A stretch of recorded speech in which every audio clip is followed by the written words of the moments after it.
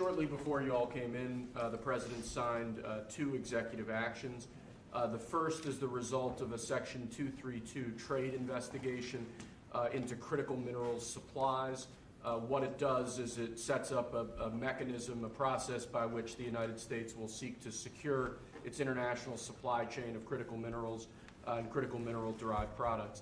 The second is actually the result of another Section 232 trade investigation, this one into semiconductors. It sets up a 2-phase process. Under the first phase, semiconductors that are imported into the United States of America that are not then used domestically to build out our AI or computing architecture here will be subject to a 25% tariff. So, for example, semiconductors that were transshipped through the United States to other foreign countries would be subject to that 25% tariff.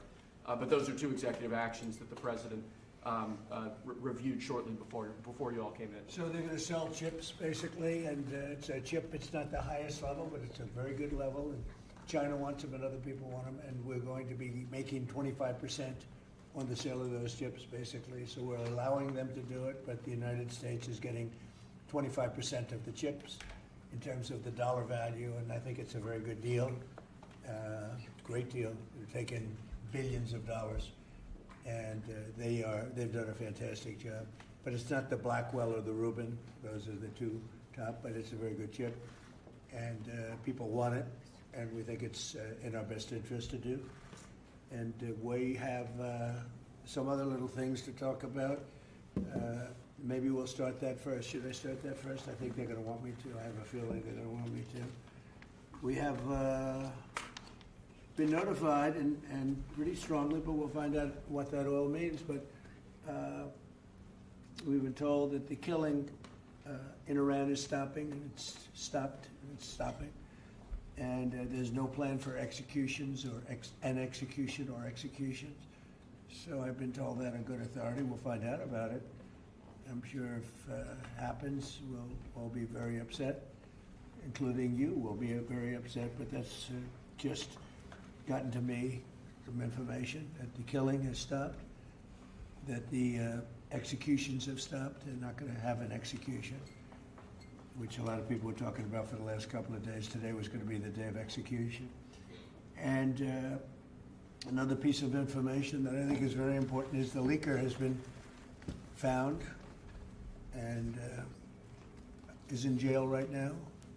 And that's the leaker on Venezuela. A very bad leaker.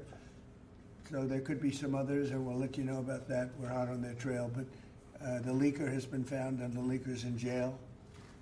And will probably be in jail for a long time. Let's see what happens.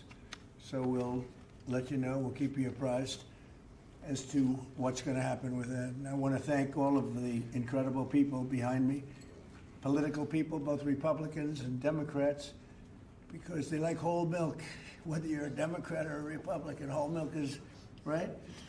It's a great thing. The senator was in the office many years ago. It feels like many years ago, but quite a while ago, right at the beginning of my first term. Yeah, with Elijah Cummings. Right, with Elijah, a very good person. Wonderful. You and I had a good relationship with him. At that time, I think you were a congressman, and you've made a lot of progress. You've done very well. Some would disagree. No, I don't disagree. I think you've done a great job. But it's great. It's great to have you here again. Thank you. Appreciate it.